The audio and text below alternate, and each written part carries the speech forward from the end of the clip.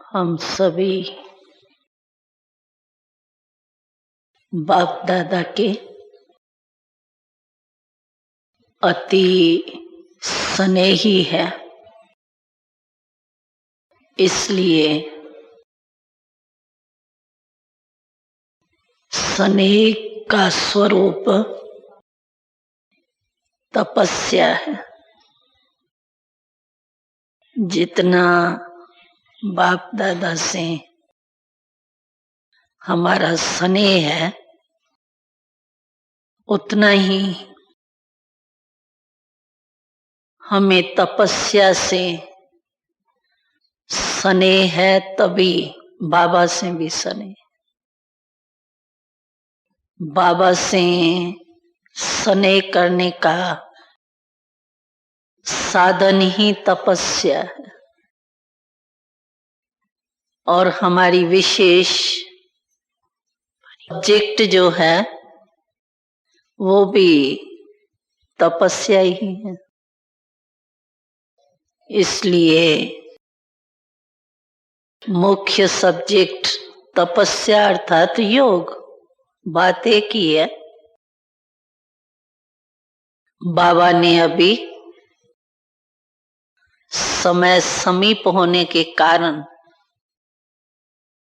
नियम होता है कि मुख्य सब्जेक्ट में और अटेंशन दिलाया जाता है। जब फाइनल इम्तिहान के दिन होते हैं तो जो विशेष सब्जेक्ट्स होती है उसके ऊपर स्टूडेंट्स का और अटेंशन दिलाया जाता है, जिससे स्टूडेंट्स अच्छे नंबर से पास हो सके और अच्छे अंदाज से पास होवे, थोड़े पास नहीं हो। तो अभी भी समय समीप आ रहा है संपूर्ण बनने का। इसकी निशानियां तो हम सभी देख भी रहे हैं और सुन भी रहे हैं कि बाबा हमें मूल्यों द्वारा भी अटेंशन खिंचवा रहे हैं कि समय समीप है और समय समीप होने के कारण तुम्हें बाप समान बनना है। तो बाप समान बनने के लिए हमें तपस्वी जरूर बनना पड़े, क्योंकि बाबा तो है ही तपस्वी। शिव बाबा तो है ही अनादि अविनाशी तपस्वी, उसको तपस्या करने की जरूरत नहीं है। और ब्रह्मा बाबा को देखें तो ब्रह्मा बाबा के हिस्ट्री में देखेंगे और मूल्यों द्वारा भी देखेंगे तो ब्रह्मा बाबा ने तपस्या कैसे सहज और श्रेष्ठ की, और उसी तपस्या से बाप समान बन के संपूर्ण बन गए और वतनवासी बन गए। तो हमें भी अभी फॉलो फादर तो करना है, ब्रह्मा बाबा को फॉलो करना है, हमें भी तपस्या करनी है, यानी तपस्वी सदा के लिए बनना है। अभी भी हम तपस्वी हैं, ऐसे नहीं है। ब्रह्मा कुमार और ब्रह्मा कुमारियां अर्थात तपस्वी, ऐसे नहीं है अभी हम तपस्या नहीं कर रहे हैं, ये तपस्या वर्ष में ही कोई तपस्या नहीं शुरू होनी है। नहीं, तपस्या हमारी चल रही है। सिर्फ उसके ऊपर बाबा विशेष अटेंशन दिलाने चाहता है, पावरफुल बनाने चाहता है। बाकी हम लोग रहते ही किस में है? बाबा के सिवाय हमारा कोई है कोई? है ही नहीं। तो जब बाबा के सिवाय कोई है ही नहीं तो यही तो तपस्या है। जो बाबा कहते हैं कि एक बाप दूसरा न कोई, या बाबा ही मेरा संसार है, इसी को ही तपस्या कहते हैं।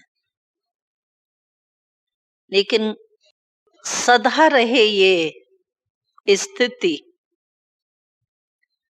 और सहज ही इसी लगन में मग्न रहे, उसके विशेष अभ्यास बढ़ाने के लिए ये 14 मास का विशेष चांस हमको मिला है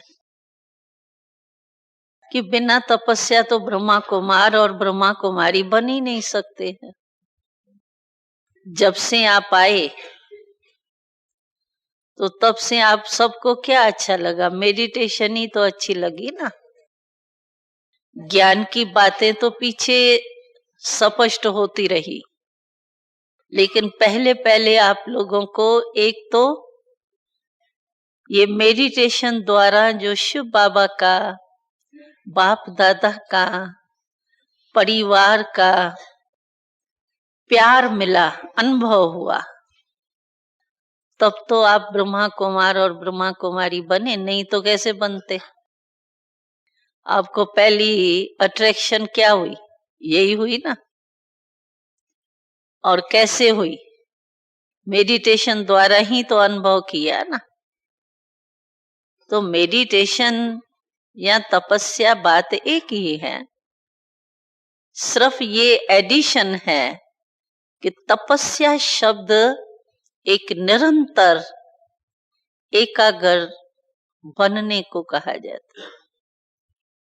तपस्वी है,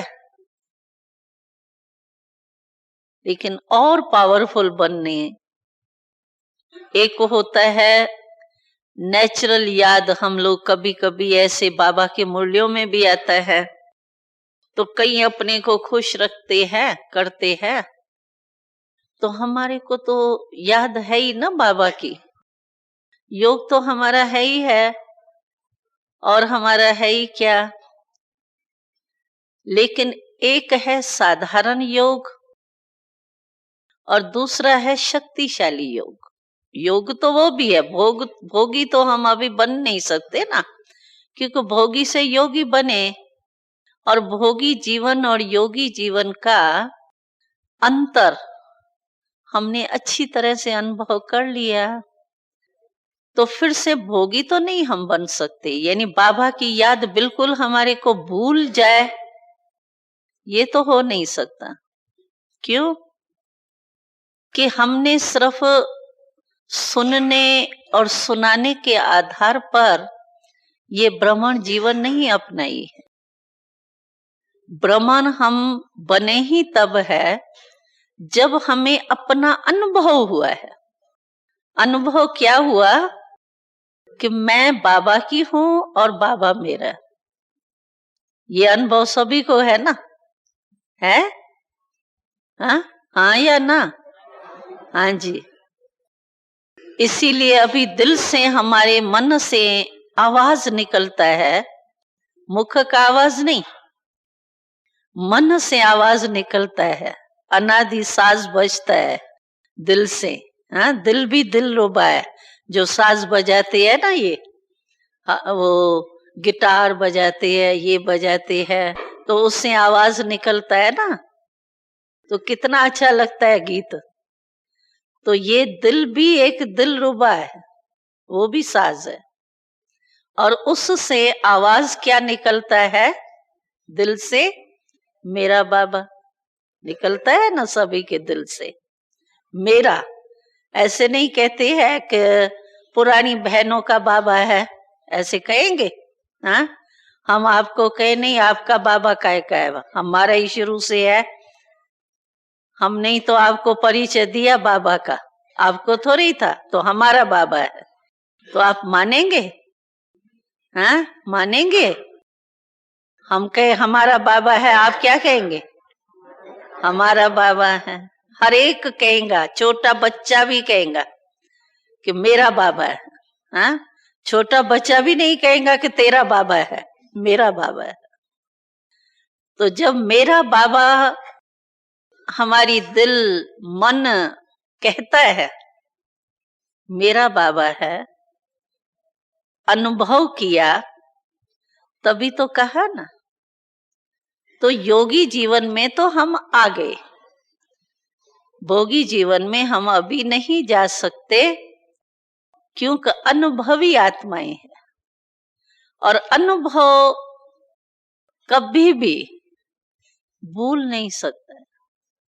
चाहे बीच बीच में माया थोड़ा अट्रैक्शन कर लेती है, लेकिन आप देखेंगे, आपको अनुभव होगा कि जो माया के वश थोड़ा बहुत हो भी जाती है ना, तो भी बाबा नहीं उन्हों को भूल सकता है। चाहे गिरती कला में भी चले गए, माया के वश हो गए, लेकिन फिर भी अगर वो मिलेंगे ना आपको, तो बाबा का प्यार उन्हों को नहीं भूल सकता, बाबा नहीं भूल सकता। बाकी पुरुषार्थ में कोई कर्म इंद्रिया जीत नहीं बन सके, या कोई थोड़ी कमजोरी रह गई कोई सब्जेक्ट की, इसीलिए माया के वश हो जाते हैं। लेकिन बाबा का अनुभव जो एक बारी किया वो कोई नहीं भूल सकता है। हमने देखा है, हमारे होते भी शुरू से 53 वर्ष हो गए, 54 चल रहा है, तो उसमें कई ऐसे भाई बहने चले भी गए दुनिया के आकर्षण में, लेकिन फिर भी अभी तक भी अगर वो मिलते हैं ना, तो बाबा को नहीं भूले हैं। और ज्ञान बयान भूल जाए, कायदे कानून भूल जाए, वो ठीक है, वो उनको मुश्किल लगता है थोड़ा, इसीलिए चले जाते हैं माया के आकर्षण में। लेकिन बाबा नहीं भूल सकता। जिगर से सभी कहेंगे अभी भी कि बाबा तो बाबा है, बाबा नहीं मुझे भूल सकता है। माया भले कितनी भी आई तो भी बाबा मुझे याद रहता है। तो ये क्या है? क्योंकि हम लोगों ने अनुभव करके देख लिया ना बाबा का। बाबा से प्राप्ति हुई, क्या प्राप्ति हुई? निस्वार्थ प्यार की, जो प्यार स्वयं परमात्मा के और कोई दे ही नहीं सकता है। आत्माएं भी अगर एक दो को, अभी ब्रह्मन आत्माएं एक दो को निस्वार्थ प्यार देती है, लेकिन वो भी सीखी कहां से? बाबा से सीखी। आत्म अभिमानी बनी तभी निस्वार्थ प्यार का अनुभव खुद भी करती और औरों को भी करा सकती, नहीं तो नहीं करा सकती। तो बाबा से हमें निस्वार्थ प्यार और बाबा से हमें शांति, शक्ति, अतीन्द्रिय सुख, इसकी अनुभूति हुई है। इस अनुभूति के कारण हम बाबा को भूल नहीं सकते, क्योंकि किसी से भी अगर प्राप्ति होती है तो प्राप्ति वाली आत्मा कभी भी भूल नहीं सकती। रवाजी रीति से भी आपको कोई किसी से ऐसे टाइम पर कोई प्राप्ति हो गई जो आपको चाहिए, और वो उसने आपको समय पर दी, प्राप्ति कराई, तो भी आप उस आत्मा को भी भूल नहीं सकते। आपके मुख से प्यार से निकलेगा तो मैं आपको जीवन भर नहीं भूल सकती, ये कहते हैं एक दो में लोग। क्यों? क्योंकि प्राप्ति हुई उससे। और बाबा से हमें प्राप्ति कितनी हुई है? अविनाशी, जो हमारे अनेक जन्म चलेंगी, एक जन्म भी नहीं, अनेक जन्म चलेंगी। तो बाबा को तो हम भूल नहीं सकते, योगी जीवन हमारी जा नहीं सकती। तो बाकी तपस्या क्या करनी है? तपस्वी तो हम है ही। फिर बाबा कहते हैं 14 मास खास तपस्या करो, तो उसका कारण क्या? तो उसका कारण ये है कि नंबरवार यथाशक्ति हम सब तपस्या कर रहे हैं, लेकिन बाबा के समान, जैसे ब्रह्मा बाबा ने तपस्या करके अपने को बिल्कुल संपूर्ण बना दिया, संपन्न बना दिया, अभी बाबा हमें सबको फॉलो ब्रह्मा फादर करा करके और बाप समान बनाने चाहता है। समझा? तो बाबा ये चाहता है, और उसके लिए हम क्या करें? जो बाबा की शुभ आशा है उसको हम पूरी कैसे करें? तो उसके लिए बाबा ने बहुत अच्छी बात सुनाई, लास्ट एक मुरली जो बाबा ने चलाई। तो वैसे भी तपस्या कहा ही जाता है, जिसमें लोग जो तपस्या करते हैं ना, हठ योगी, उसको भी तपस्या तभी कहा जाता है जो वो एक ही स्थान पर एकाग्र होके बैठते हैं काफी समय। तो कहते हैं ये बहुत बड़ा तपस्वी है, इतना समय 8 दिन से एक ही आसन पर बैठा है, ये बहुत बड़ा तपस्वी। और द्वापर के ऋषि मुनियों के लिए तो कहते हैं वो इतने बड़े तपस्वी थे जो पता नहीं कितने वर्ष इन्होंने तपस्या की, जो बैठे बैठे उन्हों के ऊपर घास भी आ गया, इतना समय ये तपस्या की, वो महान तपस्वी हो गए। तो वो लोग तपस्वी तब बनते हैं जो शरीर को बिठा देते हैं एक आसन पर। एक आसन पर मतलब एकाग्र करके शरीर को बिठा देते, तो उनको तपस्वी कहते हैं। और हम क्या करेंगे? हम ऐसे बैठ जाए, घास जम जावे तो फायदा क्या? घास जम गया, हम क्या हुआ? हमको क्या हुआ? तो हमको ऐसी तपस्या तो नहीं करनी है। हमको कैसे तपस्या करनी है? वो तो शरीर को बिठाते हैं, और हमको किसको बिठाना है? हमको मन को बिठाना है। मन जो चंचल ऐसे ऐसे होता है ना, हा? मन ही तो योग को तोड़ता है ना।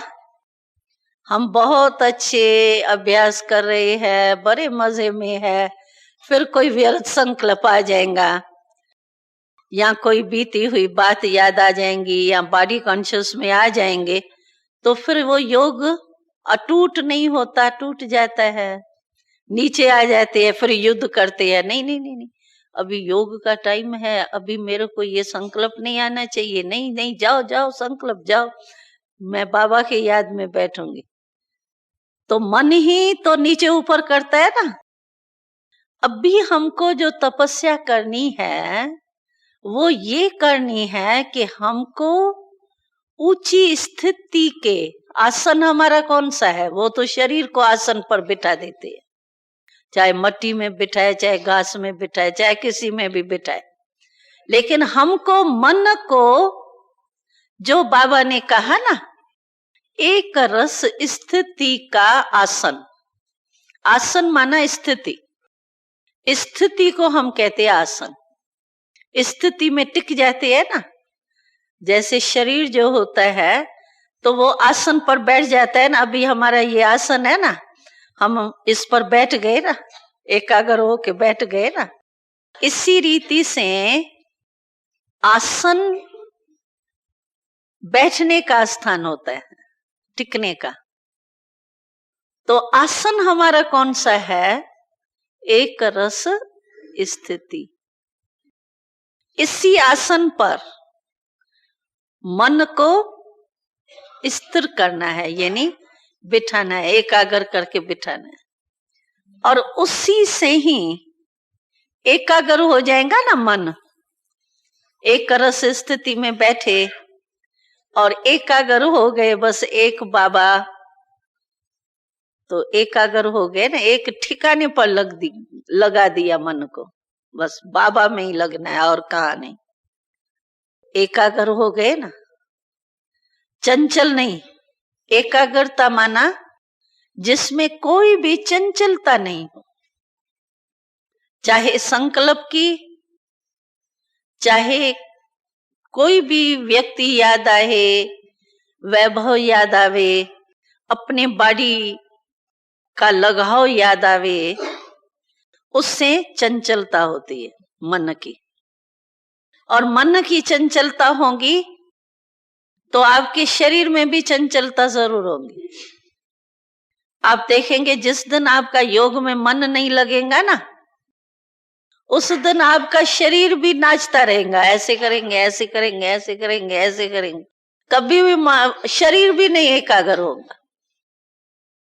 कभी कहेंगे ये खुजली हो रही है, कभी कहेंगे नहीं ये हो रहा है। ऐसे मन चंचल होता है तो तन भी चंचल होता है। और मन अगर किस तरफ लग जाता है ना, एकाग्र हो जाता है, तो शरीर भी एकाग्र हो जाता है। आप अनुभव करके देखो। मानो योग की बात भी छोड़ो, आप किसी भी बात के डीप विचार में हो। कभी कभी होता है ना, कोई ऐसी बात होती है जिसके डीपनेस में जाना पड़ता है, तो बहुत कोई डीप विचार में हो आप, तो आपका हाथ आप देखेंगे, अगर चेक करेंगे ना, आपका हाथ मानो ऐसे रखा है और आप डीप विचार में खोई हुई हो। कोई भी विचार हो, चाहे सेवा का हो, चाहे अपने आप को कोई भी हो, तो आप देखेंगे आपका हाथ वो 10-15 मिनट ऐसे ही होगा, आपको पता भी नहीं पड़ेगा कि मेरा हाथ ऐसे का ऐसा पर है। आपको अनुभव जरूर होगा इसका, पता ही नहीं पड़ेगा। कोई आता है, कोई जाता है, क्या हो रहा है, आप अपने ही डीप विचार में होने के कारण आपका मन उसमें एकाग्र है, तो शरीर भी आपका एकाग्र, जहां हाथ रखा होगा ना वहीं रखा होगा। और अगर आपने हिलाया भी बीच में तो आपको खींचेगा नहीं वो हाथ, आपको पता नहीं पड़ेगा मैंने ऐसे से ऐसे हाथ किया भी है। कर भी लो मानो तो भी आपको पता नहीं पड़ेगा, आपको खींचेगा नहीं वो हाथ, अपने तरफ खींचे, मानो थक गया मेरा हाथ, तो मैं ऐसे से ऐसे तो करती हूं ना। लेकिन अगर आप कोई डीप विचार में होंगे ना, तो आपको ये हाथ भाई जैसे वैसे होता है ना, भाई थक गया हाथ, तो मेरा संकल्प तो चलेगा ना, दर्द थोड़ा हो रहा है, ऐसे नहीं ऐसे रखूं। लेकिन डीप विचार के टाइम आपको ये भी संकल्प नहीं आएगा तो मैं यहां से यहां करूं, ऑटोमेटिक हो भी जाएगा, लेकिन आपको खींचेगा नहीं वो हाथ, कॉन्शियस आपको खींचेगा नहीं, आप उसी में ही होंगे। तो जब कोई बात के लगन में हो सकता है, डीप विचार में, तो बाबा में अगर हम लवलीन हो जाए, आनंद के प्राप्ति में खो जाए, सुख के प्राप्ति में खो जाए, तो हमको खींचेगा कोई? मन खींचेगा? शरीर खींचेगा? नहीं खींच सकता, और हम एकाग्र ही रहेंगे।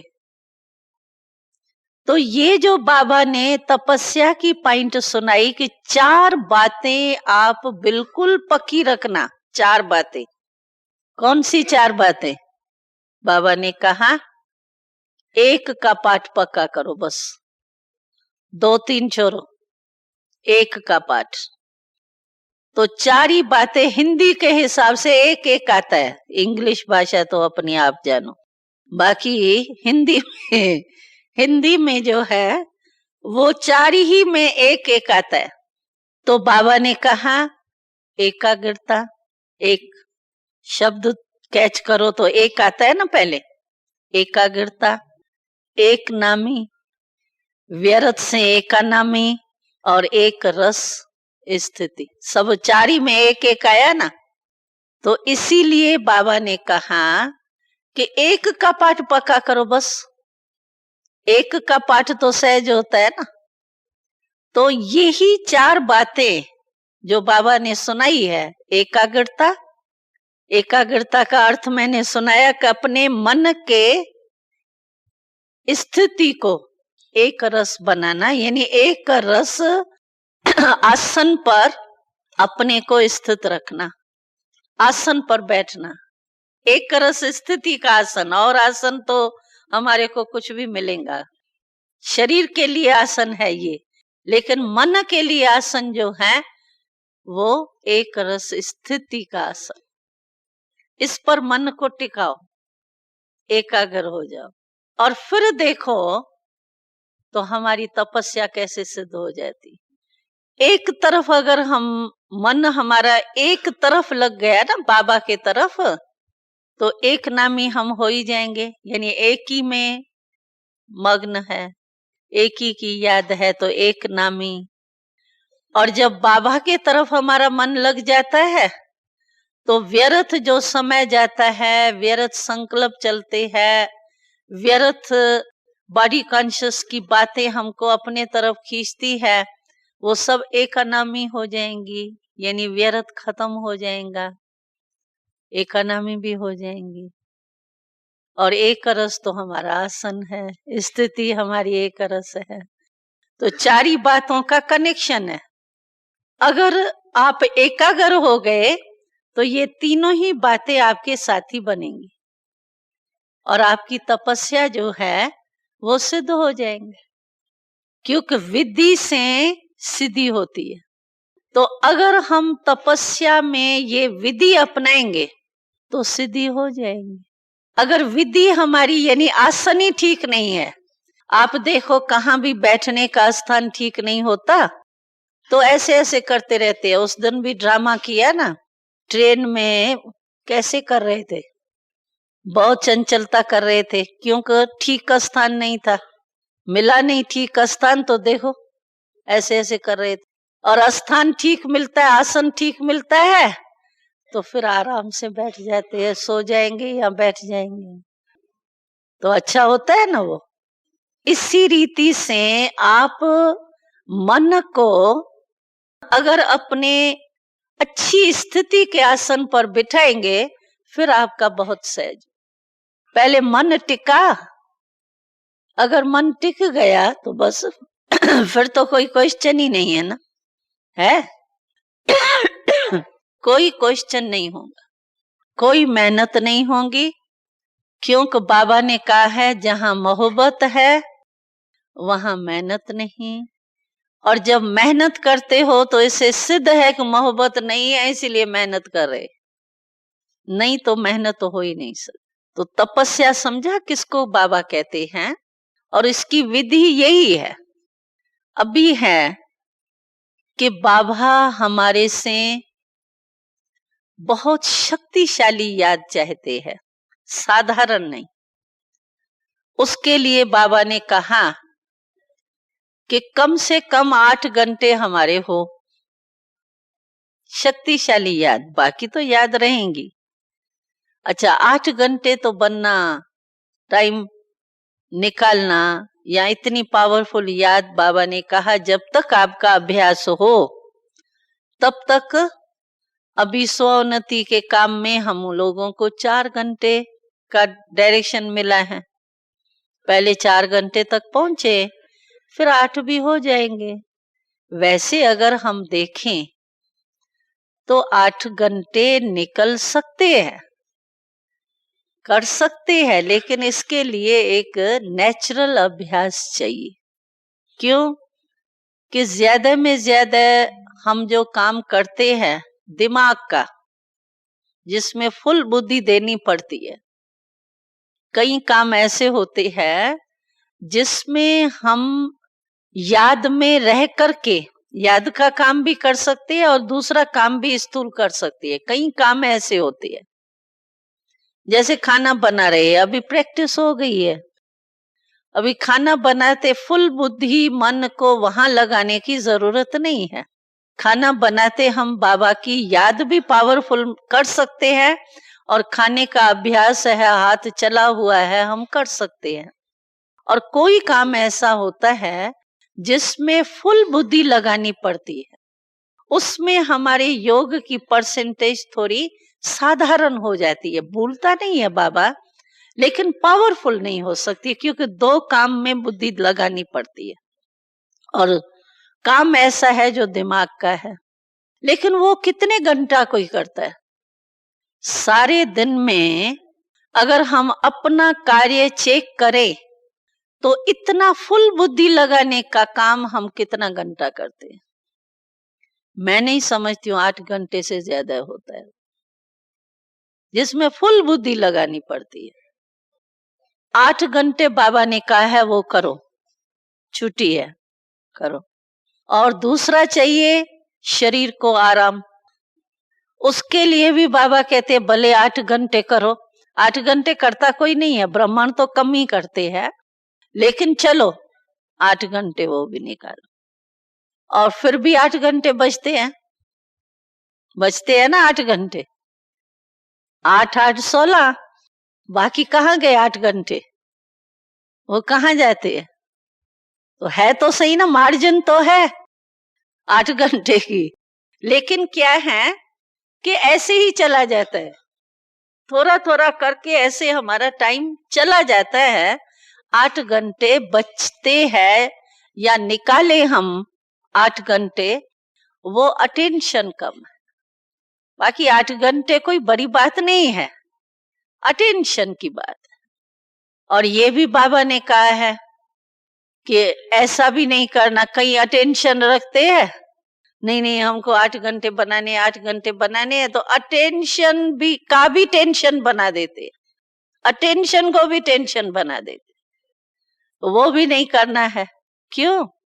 कि अगर कोई भी 8 घंटे का टेंशन रखा, तो जहां टेंशन हुआ वहां टेंशन खत्म हो गया, बदल गई ना लाइन। जाना था मधुबन और चले गए लंदन, तो बदल गया, लाइन ही बदल गई, अटेंशन के बजाय टेंशन हो गया। तो टेंशन में भी नहीं जाना है, अटेंशन को टेंशन में नहीं बदलना है। कहीं ऐसे करते हैं, बस मुझे करना है, लग जाएंगे, और फिर इतना टू मच लग जाएंगे जो थोड़े टाइम के बाद, क्योंकि ये नेचुरल तो है नहीं ना, तो नेचुरल चीज तो सदा चल सकती है, और जो ऐसी खास जबरदस्ती काम किया जाता है ना, वो सदा नहीं चल सकता है, वो टेम्पररी टाइम चलेगा।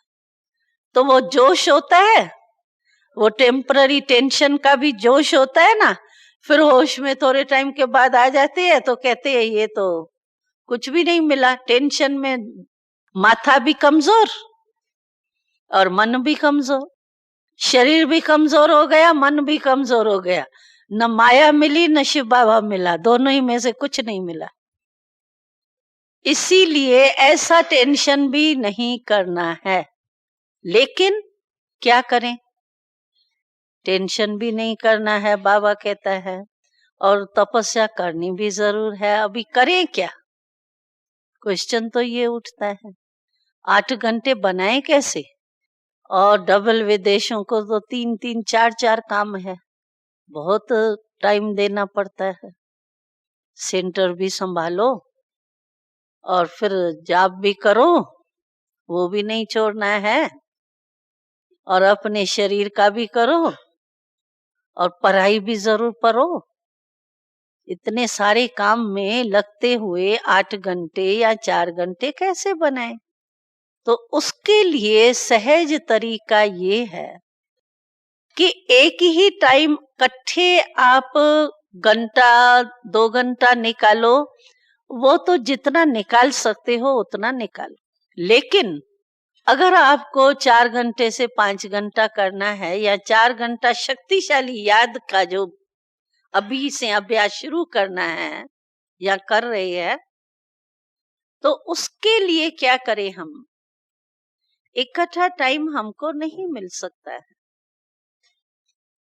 चलो अमृत वेले हम बैठे क्लास में, योग के टाइम जैसे दिनचर्या यहाँ मधुबन से बन के आई, आधा घंटा ये, आधा घंटा ये, आधा घंटा ये, उसमें 4 घंटे का।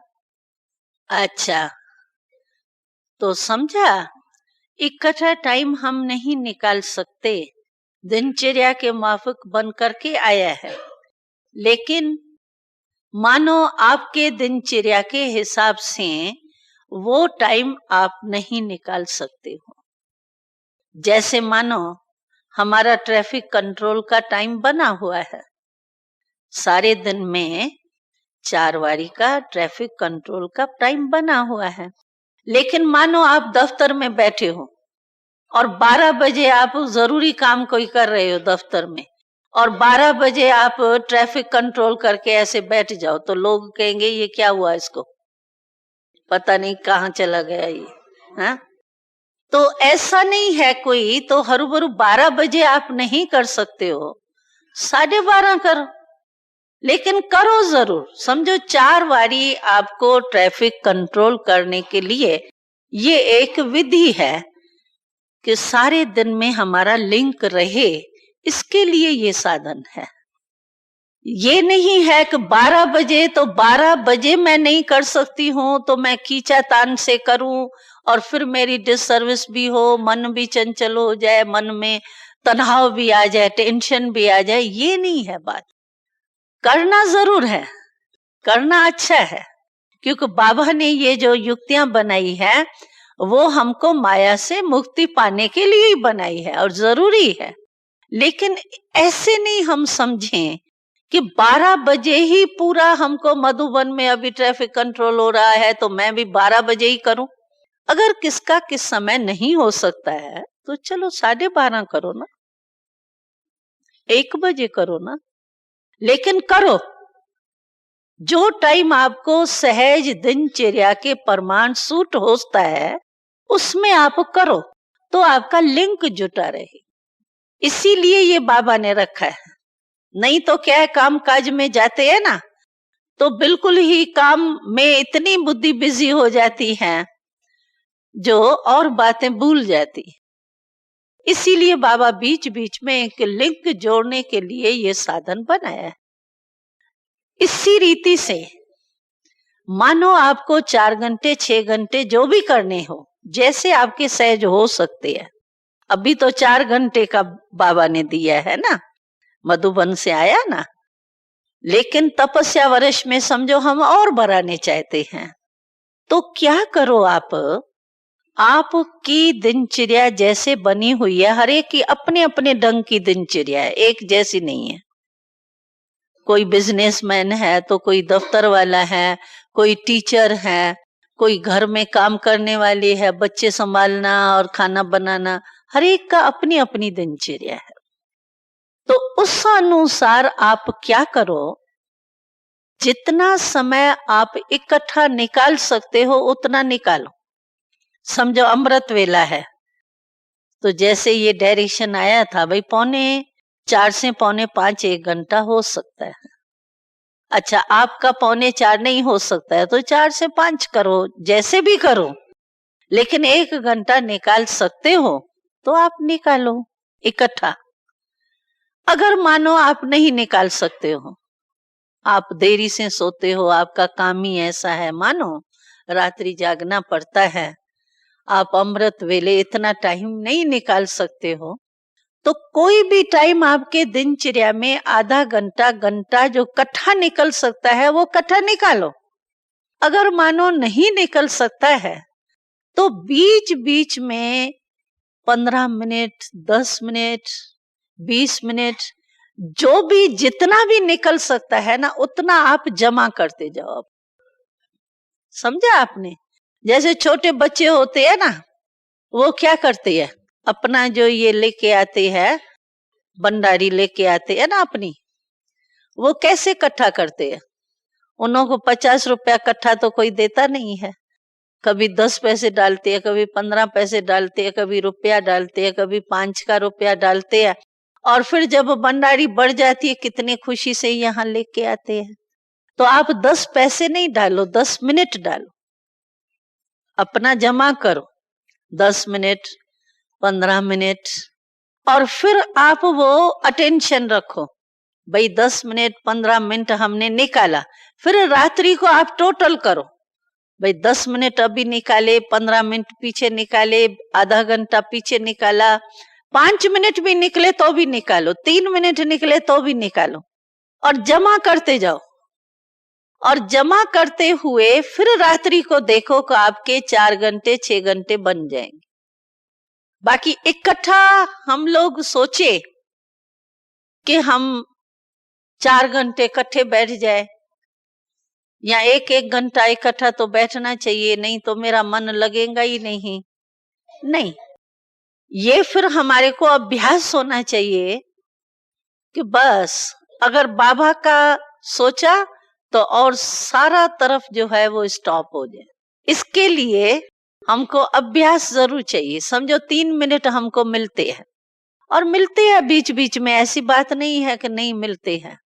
8 घंटे नहीं तो कहाँ जाते हैं हमारे, सोचो आप, तो ऐसे ही जाते हैं ना। अभी देखो यहाँ कोई काम होगा ना तो हम कहेंगे बहन जी घड़ी देखेंगे, हमारा टाइम हो गया। और बाहर कहाँ गए और कोई ऐसा फ्रेंड मिल गया तो 10 मिनट उससे बात करते रहेंगे, लेकिन वहां कहेंगे मेरे को टाइम नहीं है, जल्दी पहुंचना है। और बाहर कोई 10 मिनट, वो 10 मिनट कहाँ से आए, है ना मार्जिन आपको, तभी तो बात की ना। या फास्ट चलेंगे या कुछ भी करेंगे, मतलब मार्जिन तो है ना, तभी तो बात की। बात करते करते 1-2 से आधा घंटा बीत जाता है, पता ही नहीं पड़ता है, आधा घंटा बीत जाता है। ऐसे बैठे बैठे फालतू सोचते सोचते आधा घंटा बीत जाता है, 10 मिनट बीत जाता है। अभी उसकी हमको इकोनॉमी करनी है, यानी बचत करनी है। जैसे गवर्नमेंट भी कहते हैं ना बचत की स्कीम बनाओ, भाई बच्चों के लिए भी 1 रुपया 2 रुपया डालते जाओ बैंक में, बैंक अकाउंट इकट्ठा करते जाओ, जमा करते जाओ। गवर्नमेंट भी कोई इकोनॉमी की स्कीम बनाती है ना। इसी रीति से हमको अभी अपने समय की बचत, संकल्प की बचत, ये इकोनॉमी की सिस्टम बनानी पड़ेगी। और फिर उसमें जमा होगा ना, जब आपका 10 मिनट 10 मिनट 10 मिनट करके आपका 1 घंटा मानो बन गया, आपको कितनी खुशी होगी। क्यों? वैसे ही 1 घंटा अगर हमको मिलता है और हम बैठते हैं तो इतनी खुशी नहीं होगी, लेकिन आपने 15-15 मिनट बचा के जो जमा किया ना 1 घंटा, उसकी खुशी आपको बहुत ज्यादा। इंडिया में कहते हैं कि मूड से भी ब्याज की खुशी होती है। तो इसी रीति से इकट्ठा टाइम आपको मिलता है, वो तो मिलता ही है और मिलना ही चाहिए और करना ही चाहिए। लेकिन ये जो टाइम आप बीच बीच में निकालेंगे और जमा करेंगे अपने खाते में, तो ये खुशी आपको और अधिक होगी। और इसी रीति से आप जितने भी घंटे अपने बनाने चाहो उतने बना सकते। जो बाबा कहते हैं 8 घंटे आपके कहाँ जाते हैं, वो आपको दिखाई देगा कहाँ 8 घंटे है हमारे। अभी नहीं पता पड़ता है, अभी तो ऐसे ही निकल जाता है। 5 मिनट इसमें गए, 10 मिनट उसमें गए, 15 मिनट इसमें गए, 15 मिनट तैयार होने में लग गया, चलो धीरे धीरे तैयार हो गए, तो ऐसे कहीं चला जाता है व्यर्थ में। कोई फालतू कर्म नहीं करते हैं, हम विकर्म नहीं करते हैं, लेकिन व्यर्थ में जाता है। मानो कोई हमारा काम भी नहीं होगा, कोई चीज कोई बोल रहा है, मानो 2 बोल रहे हैं और मेरा काम उसमें नहीं है, लेकिन हमारा इंटरेस्ट है ना सुनने और बोलने में, तो 2 भी बोल रहे होंगे ना, तो क्या क्या क्या बोल रहे हो, क्या बात कर रहे हो, और मैं भी उसमें खड़ी हो जाऊंगी। अभी मेरा काम भी नहीं होगा, लेकिन इंटरेस्ट है ना, तो आधा घंटा उसमें ही चला जाएगा। या सुनाने में, बात सुनाने में, ये बात हो गई तो सुनाने में भी हमारी रुचि बहुत होती है। तो किसी सखी मिल गई कोई, उसको बात बताएंगे और बात को थोड़ा बड़ा करके नमक मिर्ची डाल करके उसमें हमारा आधा घंटा 20 मिनट लग जाता है और पता नहीं पड़ता हम लोगों को। ऐसे वेस्ट के खाते में चला जाता है। बुरा काम भी नहीं, लेकिन जमा भी नहीं, तो बाकी कौन सा खाता हुआ, वेस्ट। तो अभी वेस्ट को हमको बचाना पड़ेगा, तभी हमारा ये तपस्या जो है, जो बाबा हमारे से चाहता है, वो हम अपना सहज पूरी कर सकते। क्लियर हुआ कैसे करना है, हा? और बहुत खुशी होती है, हमने देखा है कि अगर इस रीति से अपना बचता है ना टाइम, तो बड़ी खुशी होती है कि सचमुच मेरा वेस्ट टाइम और काम में लग गया। आजकल फैशन भी क्या है, आजकल तो जानबूझ के तेरा बांग का काट करके फैशन बना रहे हैं। अच्छा कपड़ा, सीधा कपड़ा, उसको टेढ़ा करके काट के, और वेस्ट को कहते, वेस्ट का वो फैशन है, वेस्ट को बचा रहे। आजकल तो फैशन ही ये है। तो हम क्यों नहीं वेस्ट को अपने बेस्ट में चेंज कर दें, यानी जमा का खाता जो है वो हम अपना बनाएं। तो ये मुश्किल है, हाँ?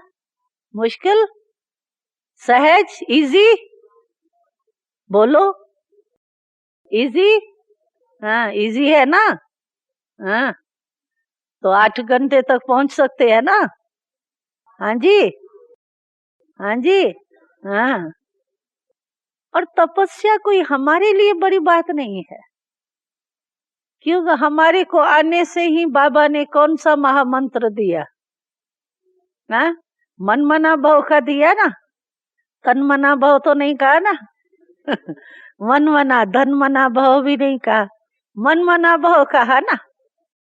तो मन तो हमारा है ही बाबा के लिए, और किसके लिए है? तो मन मना भाव का तो हमारा फाउंडेशन है, हमारा आधार ही मन मना भाव पर है। तो इसीलिए हमारा मन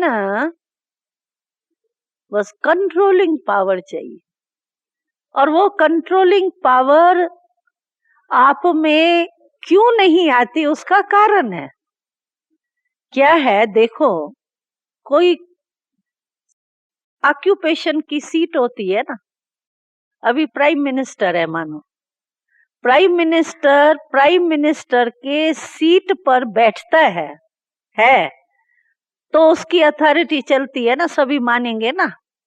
आज राजीव गांधी यहाँ का प्राइम मिनिस्टर नहीं है, और राजीव गांधी अभी ऑर्डर देवे कि सभी को ऐसा ये करना है, कोई मानेगा उसका? कहेगा तुम बैठ जाओ, अभी कोई तुम प्राइम मिनिस्टर हो क्या? तो हम लोगों की ये मन क्यों नहीं मानता, बुद्धि क्यों नहीं मानती, हमारा क्यों नहीं कंट्रोलिंग पावर हमारी रहती? क्योंकि कंट्रोलिंग पावर आपकी तब रहेंगी जब आप मालिकपन के सीट पर तो बैठो ना। पहले आपको ऑक्यूपेशन की कुर्सी है ही नहीं और आप ऑर्डर चलाने चाहते हो, कैसे ऑर्डर मानेंगे? वो मानेंगे? कोई नहीं मान सकते ना। पहले आप अपने स्थिति रूपी ऑक्यूपेशन, हमारा क्या है? हम मास्टर सर्वशक्तिवान है। तो मास्टर सर्वशक्तिवान के ऑक्यूपेशन के सीट पर पहले आप हो, तो सीट पर न होने के कारण मन, बुद्धि, संस्कार, कर्म, इंद्रियां कोई ऑर्डर हमारा नहीं मानती, यानी कंट्रोलिंग पावर हमारे में नहीं आती। कंट्रोलिंग पावर ना आने का कारण सिर्फ यही है कि हम अपने ऑक्यूपेशन के सीट पर बैठे हुए नहीं होते, और ऑर्डर बड़े लंबे चौड़े करते हैं। मन ऐसा नहीं करो, ये नहीं करो, ये वो कहेगा क्यों नहीं करो? मैं ही मालिक हूं, तुम मालिक हो क्या? क्योंकि मालिक अपने सीट से उतरा हुआ है, तो दूसरा मालिक हो गया, गुलाम मालिक हो गया, मालिक गुलाम हो गया है, तो क्यों गुलाम का मानेंगे? मालिक का मानेंगे ना। तो इसको पहले ठीक करो। मन को हम समझाने की कोशिश करते हैं, नहीं अभी शिव बाबा को याद, अभी ये नहीं करना, अभी नहीं, अभी टाइम ही नहीं है। अभी मन को कितना भी समझाओ, लेकिन वो सुनेगा ही नहीं, मानेगा ही नहीं। इसीलिए युद्ध करनी पड़ती है, और युद्ध के कारण जो सुख की, अतीन्द्रिय सुख की, शक्ति की, शांति की जो निरंतर लगातार अनुभूति होनी चाहिए ना, वो नहीं होती। थोड़ा टाइम होती, फिर ऐसे फिर होंगी, फिर जैसे टेम्परेचर वो चढ़ता रहता है ना, गर्मी सर्दी का, कभी देखो आए, कभी देखो वो, ब्लड प्रेशर नहीं होता है, कभी आए कभी नीचे। तो इसी रीति से नीचे ऊपर होता रहता है। क्यों? कंट्रोलिंग पावर तो भाई जज है, अपने जज के कुर्सी पर बैठा है, तभी तो उसका सब मानेंगे ना। कंट्रोलिंग पावर तो सीट पर आएंगी ना। ऐसे ही घर में बैठा है और डायरेक्शन देवे तो मैं ऐसे करो, कौन मानेगा उसके। तो पहले हम अपने ऑक्यूपेशन के स्मृति के सीट पर बैठे हैं, तो फिर कंट्रोलिंग पावर तो स्वतः ही आएंगी, चाहे कैसा भी वो हो राजा। लेकिन जब राजाई तख्त पर बैठता है वो, तो उल्टा भी डायरेक्शन देगा तो मजबूरी से भी सभी मानेंगे तो सही ना, चाहे अच्छा नहीं दे उल्टा दे, प्रजा समझे कि ये रॉन्ग है, फिर भी मानना पड़ेगा ना। Order, order is order. तो हमारा भी ऑर्डर, मन, बुद्धि, संस्कार, ये कर्म इंद्रियां नहीं मानती। उसका कारण ये है कि पहले मैं अथॉरिटी में हूं, मैं अपने सीट पर हूं सेठ। अपने सीट पर ही सेट नहीं है, दूसरे क्या सेट होंगे। खुद ही नहीं सेट है, खुद ही अपसेट है, तो दूसरे भी अपसेट करेंगे ना हमको। दूसरे फिर कैसे सेट होंगे, हमारा मानेंगे नहीं, असर नहीं होता। जैसे बाबा कहते हैं ना, तो तुम लोग अगर खुद में धारणा नहीं होंगी और दूसरे को कितना भी आप समझाएंगे क्रोध नहीं करो, और मैं क्रोध कर रही हूं, तो हमारा असर होगा। इसी रीति से मैं अगर अपने सीट पर सेट नहीं हूं, तो कोई हमारे कंट्रोल में नहीं रहेंगे। तो कंट्रोलिंग पावर के लिए ये अभ्यास चाहिए बस। और यही अभ्यास जो है वो हमारे तपस्या को भंग नहीं करेगा, तोड़ेगा नहीं। लगातार जैसे हमारी तपस्या एक नेचुरल, सहज और प्राप्ति वाली, अनुभूति वाली अनुभव हो, खाली खाली नहीं। मेहनत करते रहे, थोड़ा सा ऐसा फील हुआ, फिर वैसे ही के वैसे, वो मजा नहीं है ना उसमें। जुड़ना और टूटना, जुड़ना और टूटना, उससे क्या होगा, कमजोर हो जाता है ना। धागा है कितना भी पक्का है, लेकिन आप गांठ बांधते रहो, टूटा और गांठ बांधो, टूटा और गांठ बांधो, तो उस पक्के धागे की ताकत रहेंगी, कमजोर हो जाएगा ना। तो इसको कहते हैं तपस्या। और इसी तपस्या में हमको अभी अभ्यास करके, और जो बाबा की शुभ आशा है हम सबके प्रति, वो पूरी करनी। हाँ, करनी है ना पूरी। हाँ, तो हम ही है, और कौन करेंगे। और कोई बड़ी बात नहीं है, अनेक बार कर चुके हैं ना, एक पहली कोई नई बात थोड़ी है, अनेक बार कर चुके हैं। तो जो अनेक बार कर चुके हैं उसमें क्या बड़ी बात है, बहुत सहज। अच्छा, ओम शांति। के क्वेश्चन से है क्या? 15 मिनट है क्वेश्चन के। किसका भी क्वेश्चन कोई हो तो पूछ सकते हैं, नहीं तो समाप्त करें। फुल बुद्धि नहीं लगानी, याद और काम दोनों हो सकती है। हाँ, अच्छा, ये कह रहे हैं कि हमने कहा ना, तो कोई कोई काम ऐसे होते हैं जिसमें फुल बुद्धि नहीं लगानी पड़ती है, याद में रह के काम कर सकते हैं। तो ये पूछते हैं, तो क्या वो याद जो हमारी है वो हमारी 4-6 घंटे में काउंट हो सकती है? यही है ना क्वेश्चन आपका। अगर हमारी स्थिति अच्छी है और अच्छी स्थिति स्मृति से कर रहे हैं, तो वो काउंट हो सकती है। वो योग में तो होंगी, लेकिन पावरफुल याद में वो थोड़ा सा सेकंड नंबर हो जाता है। मनन चिंतन है अच्छी चीज, क्योंकि फिर भी योग तो बाबा की ही बातें हैं, लेकिन जो हम पावरफुल योग, जो अपनी संतुष्टि हो, उस रीति से हमको थोड़ा सा योग के तरफ और अटेंशन ज्यादा देना पड़ेगा। बाकी मनन चिंतन एक साधन है। व्यर्थ खत्म होके अगर शुद्ध होगा तो जल्दी से हमारा एक तरफ बुद्धि योग लग जाएगा, दूसरे तरफ नहीं जाएंगे। इनका क्वेश्चन है, तो मनन चिंतन जब करते हैं हम, तो मनन चिंतन हमारे पावरफुल योग में जमा होगा। तो इस पर हमने उत्तर दिया कि मनन चिंतन भी है योग की स्टेज, परंतु वो दूसरी स्टेज है। और ये जो बाबा कहते हैं पावरफुल योग, उसमें जो है वो मनन चिंतन मदद जरूर देता है, लेकिन पावरफुल योग जो होगा उसमें एकदम जैसे बाबा से हम प्राप्ति में लवलीन है, उसको कहेंगे पावरफुल योग। बाकी ये जो है मनन चिंतन वो भी अच्छा है, व्यर्थ से किनारा करता है, और ये फाउंडेशन है हमारा। अगर मनन चिंतन हमारा चलता है तो एक में लगन में मगन होना हमारे लिए सहज हो जाता है। और भी कोई क्वेश्चन है? सब तपस्वी हो गए, वो अलग है। उसमें यानी हमने जैसे मनन चिंतन की बात है ना, वैसे ही ये है। लेकिन मुरली सुनते हुए तो नेचुरल है आपका मनन चलेगा ना।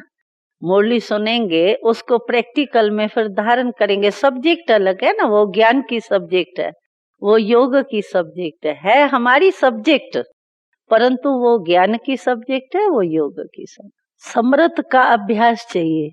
जब हम मुरली सुनते हैं ना, ये क्वेश्चन कर रही है कि व्यर्थ तो खत्म हो जाता है, व्यर्थ नहीं चलता है, लेकिन समृत संकल्प चलने का अभ्यास कम है।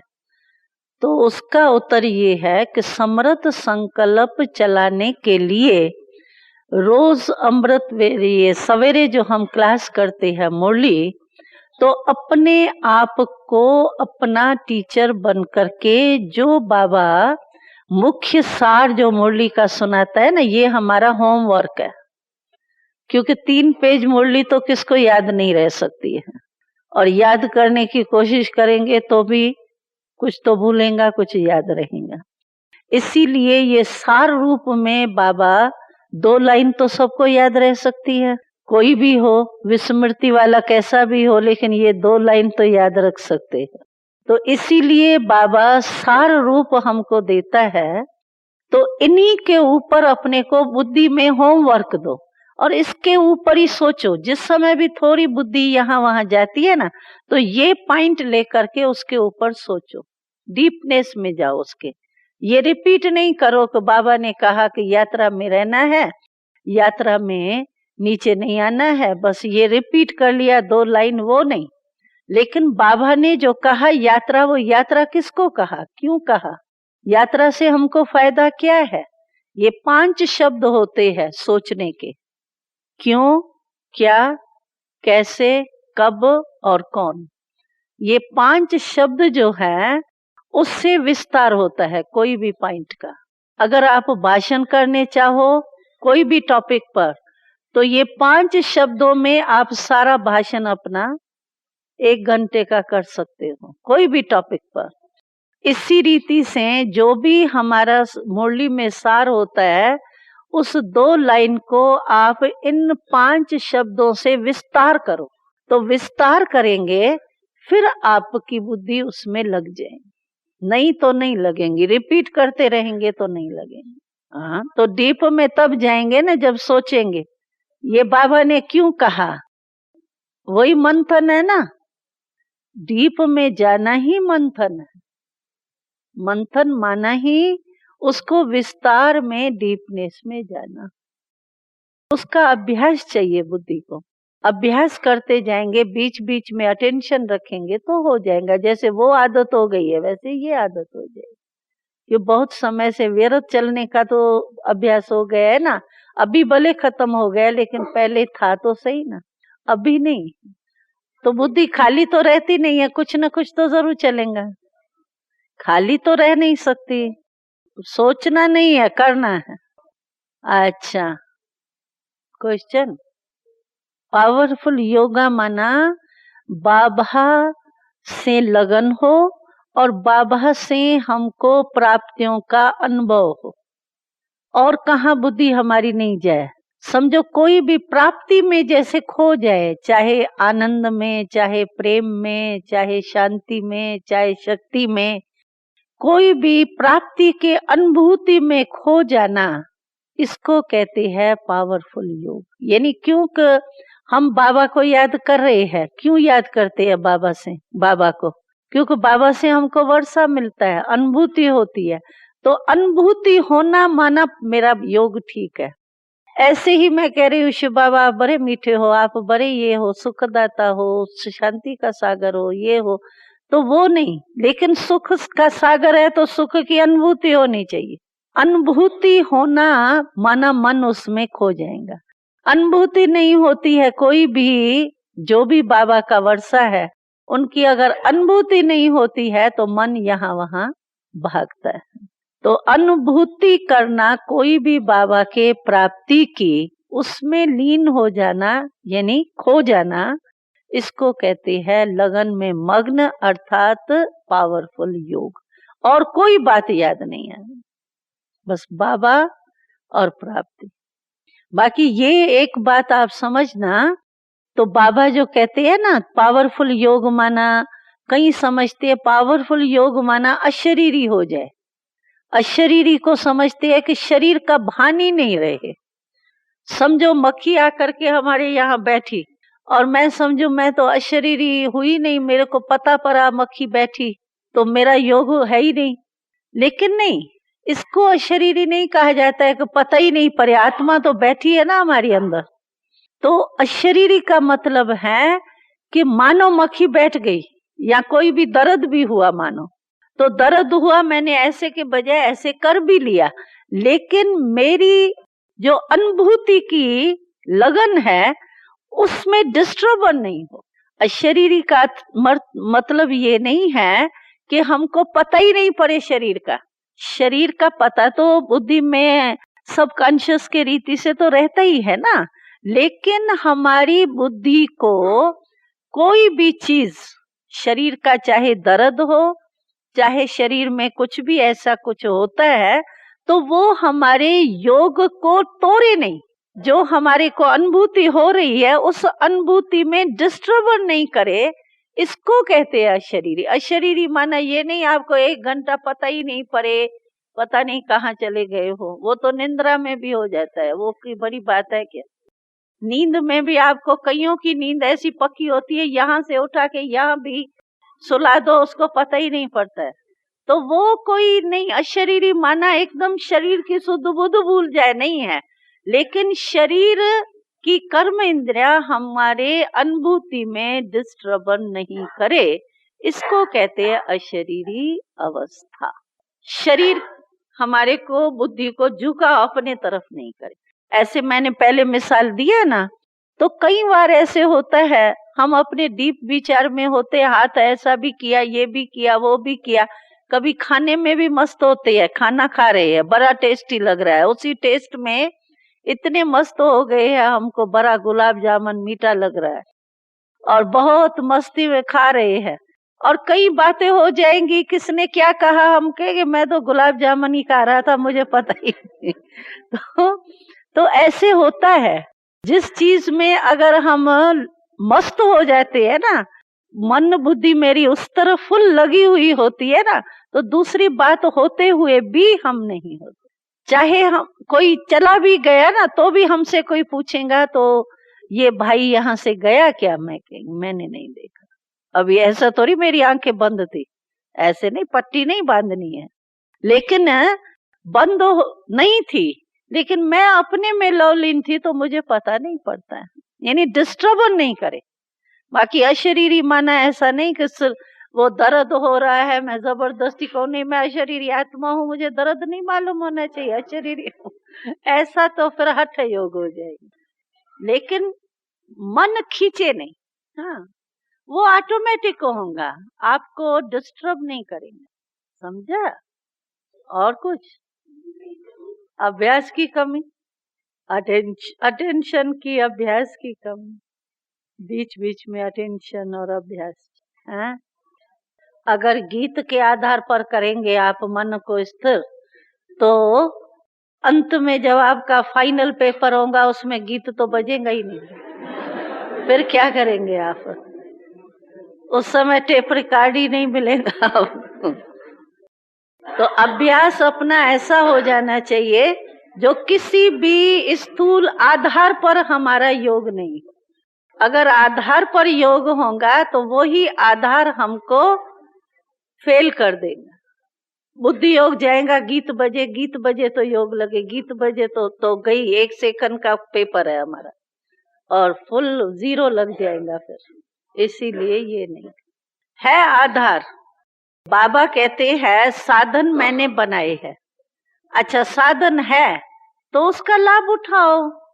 ऐसे भी नहीं हठ योगी बन के नहीं गीत क्या, गीत मेरे को डिस्टर्ब करता है, डिस्टर्ब भी नहीं करे और आधार भी नहीं हो। जैसा समय और जैसी परिस्थिति हो उस अनुसार हम मन और बुद्धि को टिका सके, बस। कोई आधार हमको खींचे नहीं, यानी शब्दों में नहीं जानी चाहिए। अगर शब्दों के अर्थ में आप टिक गई तो फिर तो गीत की जरूरत ही नहीं है, अर्थ में ही चली जाएंगी। वो चलता है तो कोई बात नहीं, लेकिन आपको शब्द वो खींचे नहीं, ऐसा डिस्टर्ब नहीं, मन को डिस्टर्ब नहीं करे। वो गीत नहीं सुनाई देवे तो फिर ये सोचे क्या हुआ, ऐसा नहीं हो, आधार नहीं। अच्छा, ओम शांति।